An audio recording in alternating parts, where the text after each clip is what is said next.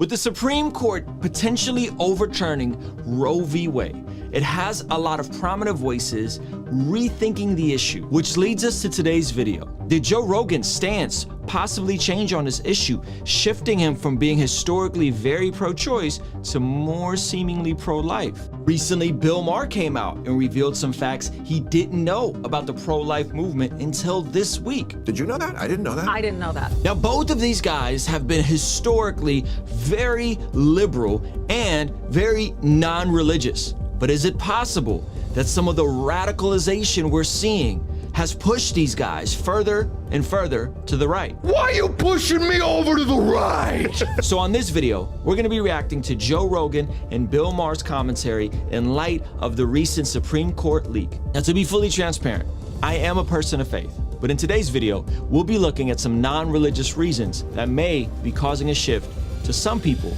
in the pro-choice community. Ruslan. I was watching Crystal and Sagar, and they were talking about this overturning of Roe v. Wade potentially coming down, and basically saying, oh, look, the right, quote unquote, played themselves on this issue. Now, historically, full transparency, I am registered as an independent.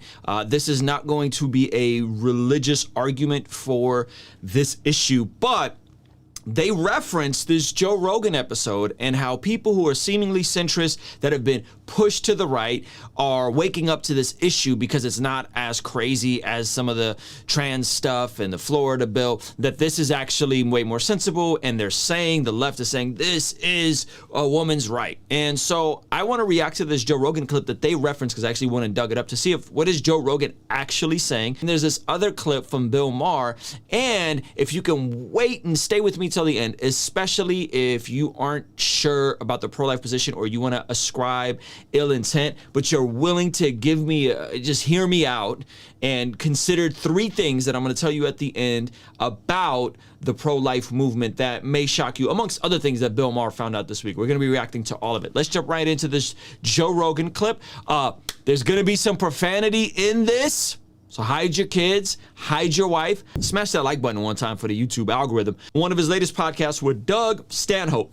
The question I was curious about is, has Joe Rogan, who is not a person of faith, he identifies as agnostic, who is staunchly pro-choice, has he shifted at all on this? And let's check it out. Someone leaked something that says that they're going to overturn Roe v. Wade. I don't know if it's real. Everyone's already commenting on it as if it is real.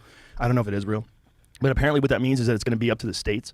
So people who live in states where abortion is already, like blue states, I don't think they have a worry. But other states probably do. It's kind of... I appreciate him clarifying that. Most folks don't know what Roe v. Wade even means. They think this is it. This is it. This is Handmaid's Tale, right? So Joe Rogan clarifies and says, no, if you're in a blue state, this doesn't affect you. If you're in a conservative state, this is going to affect you, potentially affect you a lot, all right? Now listen to what he says next. Hey, medical tourism. Yeah, that's what's going to happen. Yeah. It's weird. People telling other people what they can and can't do with their body is weird because, Texas has a weird law. No, I shouldn't say weird law. A terrible law where it's 6 weeks. Okay, so he thinks that it's about telling people what they can and can't do with their body. I'll come back to that in a moment, but he says Texas has terrible law, 6 weeks, heartbeat law. Okay, that's what the law is in Texas. I believe that's what the law is in Alabama. Remember that what got pushed up to the Supreme Court was a 15-week ban. Remember that date because that's important. We're going to come back to that in the Bill Maher clip. You just missed your period. People I just found out I had COVID. Yeah. I just found out one of my close friends and his wife are pregnant, and they're at 5 or 6 weeks. So I think a lot of people find out they're pregnant that early, but I digress. Exactly. Exactly. Could have been a baby ago. And girls who have irregular periods, that happens all the time. I think. I don't know. I don't have a vagina. I love Rogan. I think what women have, whatever. I think that's just. I appreciate his candor and his honesty. Let's keep watching. But that's what I hear. I hear it happens all the time. And so, for the longest time, people have dealt with that and just sort of live their life and take a pregnancy test, and now you find out that you're pregnant. You literally have a week to find a place, get an abortion. If you want to get an abortion, make a decision. You have to make a decision. If something happens to you, what if you get raped? Anything like that. Or what if, some, a family member. So people tend to go to this logic, and it's okay. I think there's a lot of anchoring bias that many people exhibit in this. Watch how Doug snaps back in a second. But just to be clear that if you combine incest, rape, mother's health, all those things together, if you combine all those things together, that is less than 1.5% of all abortions. Okay, so I understand that those are realities, and those are awful circumstances that I couldn't imagine what it would be like for a woman to be in those types of circumstances. But those account for less than 1.5% of the total abortion. So what we're saying is, hey, we're making an exception to the rule, right? We're making an exception to the rule based on the rest of the abortions, which we'll get into and what Bill Maher discovered this week. But listen to how Doug Stanhope snaps back on this. Watch this. I used to have a bit about it, but it's a talking point. Like, how should it be okay in cases of rape? That's like saying a fetus is a living thing unless his dad was an asshole. Right. That's funny. That's like saying a fetus is a living thing unless his dad was bad. So that he's pointing out to some of the inconsistencies in that logic, saying, hey, that doesn't make a lot of sense if you're saying that this is not a human, and you know what I mean? Like, but if the pregnant woman, if the dad's bad, then I guess it's okay. That's not a human anymore, right? So it's kind of funny that he's pointing that out. Right. How's it the baby's fault his dad was a exactly rapist? Right. How is it? How is it the baby's fault? So now we're acknowledging it's a baby, not just a clump of cells. Okay, I appreciate that. I appreciate you, Doug. The baby's fault. But Joe Rogan acknowledges it's a baby. What if it's your father or something? I don't like people telling other people what they can and can't do, but it gets weird when the baby gets like 6 months old. Aha! But it gets weird when the baby gets like 6 months old. Sounds sensible. You know, it gets weird when they're really, really pregnant because in some states, for the longest, I don't know what the rules are now, but I know that some states had late-term abortions, and sometimes you need one for medical reasons, right? Like the woman could die if she gives birth. Like Correct. Less than 2% of all those situations count for that. Okay. So Joe Rogan is against late-term abortions. He's saying that's not good. Okay. Listen to what else he says next. Listen to what he says about what it should be. Well, if you look back, what was your favorite part of being a fetus? Well, what was your favorite part of being 3? You know, should I be able to shoot you at 3 because I don't want to take care of you anymore? What a fantastic question. What's your favorite part about being fetus? What's your favorite part about being 3? You remember being 3? You don't remember being 3. You didn't have full memory, full consciousness. They say sometimes babies don't even have full consciousness. Where do we draw that line? It's one of those things. It's like I am 100% for a woman's right to choose. But as a human being, just a person observing things, there's a big difference between a little clump of cells and a fetus with an eyeball and a beating heart. But the law in Texas is 6 weeks he said the law was terrible, but that's what the law is with a heartbeat. And for anybody to pretend there's not, you're not doing any But argument. where do you draw the line? Right, where do you draw the line? Yeah, that's the question. So what he says is a fetus with a beating heart and an eyeball. Where do you draw the line? He says it's something different between a clump of cells and a fetus with an eyeball. Remember what he said initially. What was bad about Texas's law? 6 weeks heartbeat. Then he, in his own instance, said, yeah, but when it has an eyeball and a heartbeat, it's bad. When do you guys, just curious, when do you guys think the eyeball, the heartbeat, 10 fingers, 10 toes develop? When do you guys think that is? 6 to 8 weeks.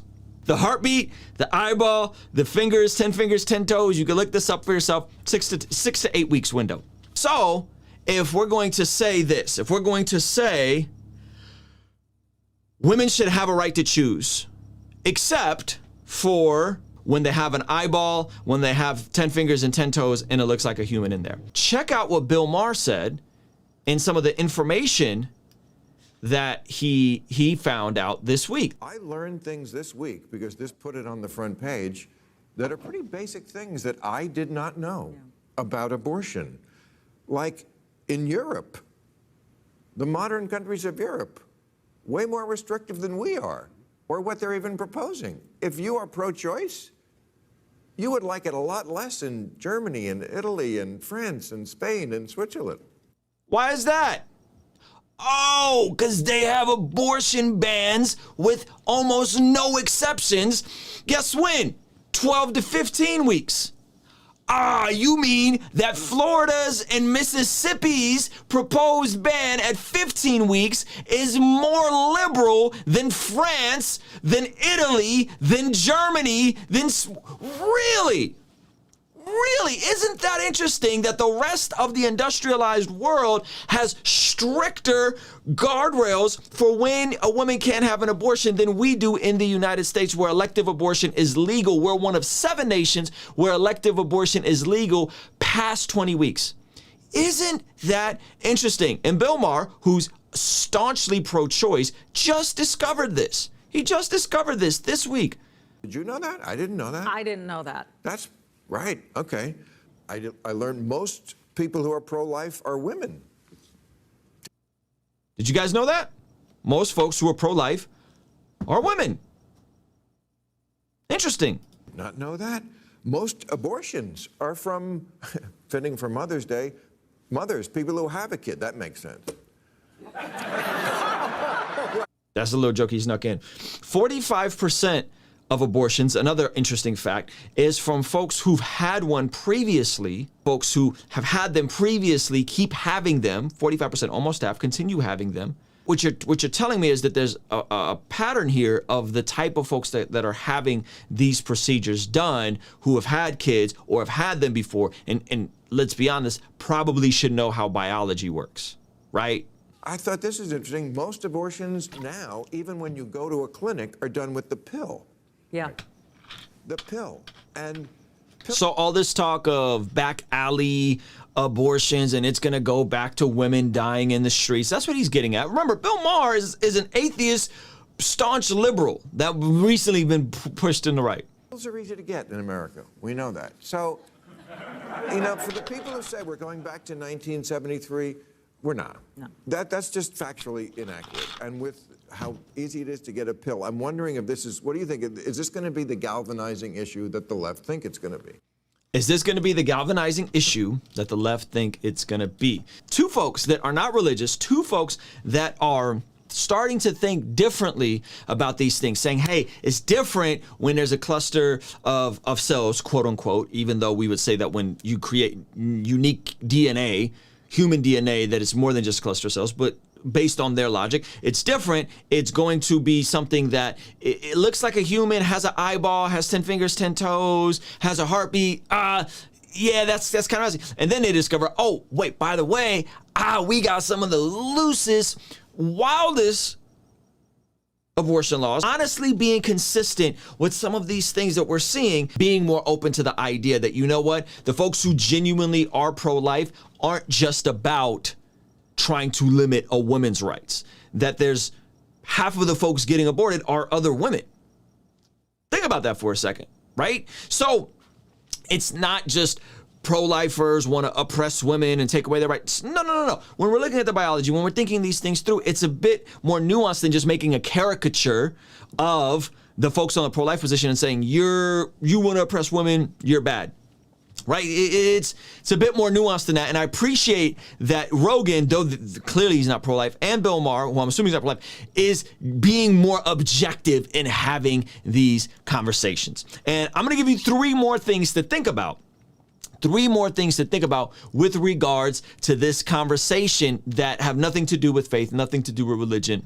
Hey, this video is brought to you today by our very own Bless God Shop. The name Bless God is inspired by Luke chapter 2, verse 28, where Simeon encounters a baby Jesus in the temple and proceeds to, quote, bless God. The apparel is intended as a daily reminder to live our life in a way that brings honor and blessing to God. Check out the link to the shop in the description or in the pinned comment below and pick up some of the most sustainable and high quality apparel out there. Few more things to consider with this conversation have nothing to do with religion or faith. 1, when Roe v. Wade passed, we did not have the same technology that we have today with regards to things like sonograms, and now especially 4D sonograms. And if you look at what helps reduce abortions, a lot of times it's vans, 4D sonogram vans being parked in front of abortion clinics giving away free 4D sonograms. Now, the sonogram is actually what shifted something that was pretty revolutionary in the pro-life movement. Dr. Nathanson, and you guys can go look up his story, was a staunch pro-abortion practitioner for the majority of his career. And what happened was he slowly started looking at the technology and started seeing what that was in there. He started seeing the baby in there, and he started seeing all of the details and all of the particulars. And in the 80s, he ended up seeing a video of a 12-week abortion happening. That's the first trimester, okay? And that instantly led him to no longer practice this act anymore. And he ended up releasing a film, and you guys can go look this up, and it's called The Silent Scream, where you can see the facial expressions. You could see the baby pulling away from the vacuum. You could see it experiencing pain. You could see all of these different attributes that are unique to a human at 12 weeks, okay? And remember, the developed world has a ban by and large at 12 weeks. So Google the story of Dr. Nathanson and look up what one of the biggest staunch proponents who was a part of a lot of the early pro-choice movement with the Roe v. Wade, and how he completely did a 180 with regards to that, because there was technology that gave us an insight, and that as the technology advanced, it's only became more and more and more clear. So I want you guys to really consider that. In 30 states, when a mother is carrying a baby and is murdered, it counts as double homicide. In 30 states, we acknowledge that the other person in there is a person with rights, and their rights are violated if someone destroys the life of the mother and their mother. And so what happens is the person who destroys that life ends up being charged with what? Double murder. This is a fact. You can look this up. So we have all these indirect ways of acknowledging that that's a human in there. But when it comes to terminating this pregnancy in the case of an abortion, all of a sudden we're okay with it. Logically inconsistent. Either that's a human in there that deserves rights, or it's not. Okay, and you have to determine on what that is. But why would we then acknowledge that, hey, in the case of that happening to a pregnant woman, that is actually double murder, two, not just one murder. Why? Because we know. And the last thing to consider is that people will say, well, if there were more safety nets, like in the European nations, if there were more people who were willing to adopt, like Christians who are all about pro-life, but they're not really about pro-life, they're just about pro-birth. Okay, well, something to consider is, one, people of faith, and specifically practicing Christians, adopt babies at more than double the rate of the rest of the population. And so if we're looking just at the raw numbers, if you're a follower of Jesus, you're adopting babies at double the rate.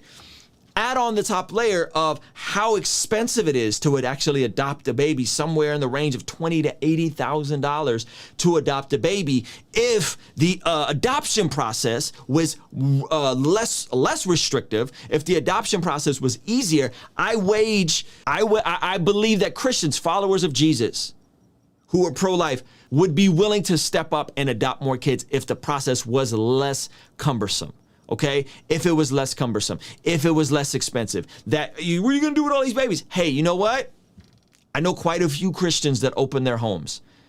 Okay, and I don't go on here and I don't flex this in my personal life on here as like a virtue signal flex. We are raising a child right now that's not biologically ours, right? I'll spare you the details of it, but we're raising a child. There's a lot of folks that if you cleaned up that process and you made it easier, people of faith will step up. People of faith will step up, and they'll step up and they'll raise these kids. Another thing is, don't lump all pro-life folks into the same spectrum. In the same way that we wouldn't lump everybody on the pro-choice side into the same category, we would say that, hey, folks over here don't. So there's folks that are really extreme. They think things like condoms are bad and sinful. They think things like birth control should never be given out. I'm not on that. I think whatever you can do to reduce unwanted pregnancies with the exception of not aborting them after they're conceived and they clearly have a heartbeat and they clearly have 10 fingers, 10 toes, they clearly have an eyeball, right? If whatever we can do to prevent that, we should do that.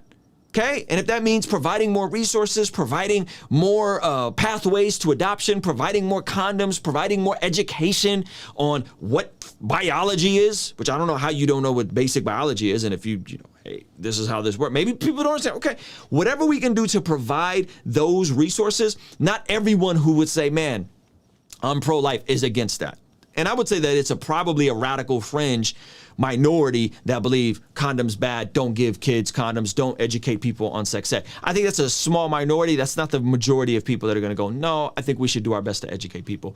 And so abstinence obviously is the 100% way to protect people, but I, as a follower of Jesus, don't hold non-Christians to Christian standards. I think people who don't know Jesus aren't going to live in a way that's obedient to Jesus, okay? So I understand that that's a reality, and I'm okay with making the concession of, hey, we should create more resources for that, right? And I understand, I get all the other complications with pregnancy. I get all the complications with the procedure being necessary for saving the lifestyle. I get all that, but let's not use the exception to the rule and make it the rule. There's someone that can speed 150 miles on the freeway and it'd be inconsequential to them, and they're a fantastic driver because we don't accommodate laws to protect the people who are on the road based on the exception of one person who may be somehow justified in driving recklessly on a freeway. No, we create laws for public safety. We've been doing this. This is why there's things that are around that force you to wear a seatbelt, force you to drive a speed limit, right? So on and so forth. So let's not act like the government doesn't step in and create laws and boundaries for human conduct to protect other people and vulnerable people, not to mention this act is not inconsequential on the mother's health, right? Depending on where she is in the process, like the emotional damage that it does, the mental, the spiritual, but also the physical damage that a lot of this stuff can do, like depending on especially if it's in the second trimester on a woman's body. So these things, this idea isn't as outlandish as we think it is, that there are reasonable, sensible people that even if they're not followers of Jesus can look at it and be like, yeah, no, this is wild. Like, this is pretty crazy when you really think about it. And so do some research. Look up what a fetus at 6 weeks looks like. Look up what a fetus at 7 weeks looks like.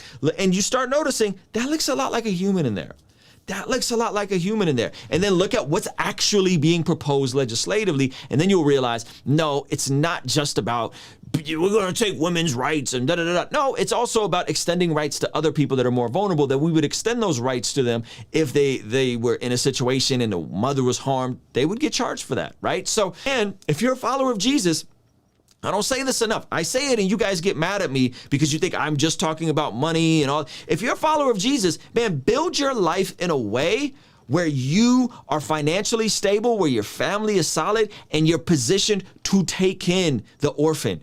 Because James tells us very clearly that true religion, according to God, is to care for the widow and to care for the orphan. In our context, I'd even add, and maybe you guys think I'm crazy with this, I'd even add the single mother in there. To care for the widow, to care for the single mother, to care for the orphan, to take care of the least of these, as Matthew chapter 25 says. And so if you're a Christian, extra credit points, go do some homework, read Matthew chapter 25. Matthew chapter 24 is what people get all freaked out about the end days and all that kind of stuff. But if you actually listen to where Jesus takes it, in the conclusion of Matthew chapter 25, it calls us to care for the least of these. And so I commend you, build your life in a way that will allow you, maybe not today, but in 5 years, 10 years, to open up your home and take in a child. Why? Because not only do I believe scripture encourages us to do that, but I also believe that historically, the church has always done that.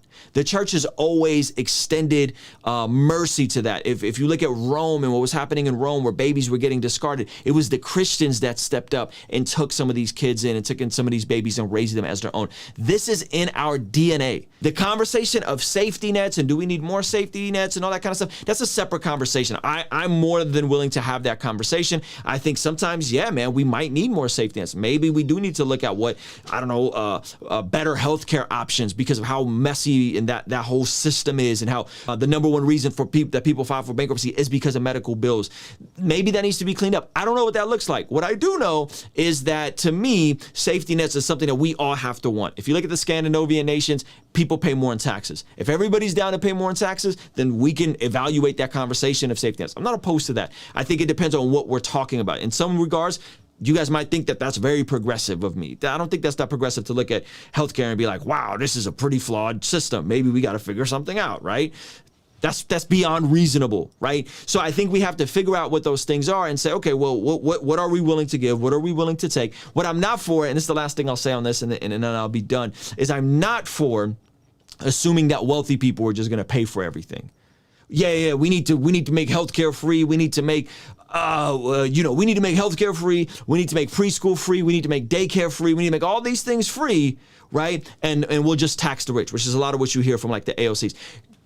Let's not do that. You know why? Because there's this concept called wealth flight where rich people just take their money and just leave, right? They'll go move to Puerto Rico. They'll go move other places. They'll figure it out, okay? So don't just assume that. And that happened, by the way. That's happened before in places like South Africa where people just left. They just bounced. Wealthy people just bounced. So don't assume that you could just indefinitely raise the taxes and assume that the wealthy people are going to be ones to pay for all this kind of stuff.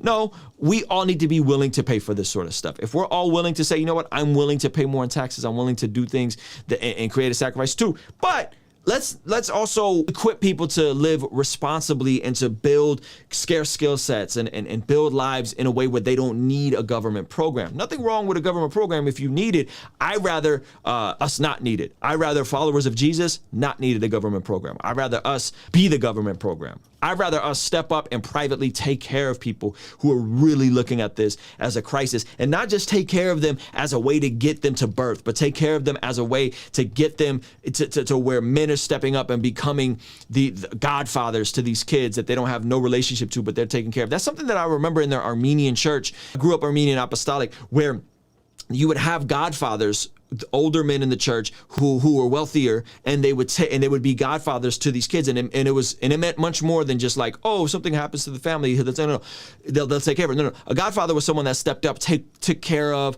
was in that child's life, was around, and was invested, right? And maybe we need to see more of that, like active fathers stepping up and helping and leading. And again, I think the church can do a great job of that. So those are my thoughts on this, man. I appreciate you guys watching. If you want to hear my thoughts on a time where Hollywood actually came to the defense of Chris Pratt's politically incorrect faith and views, check out this video over here. All right?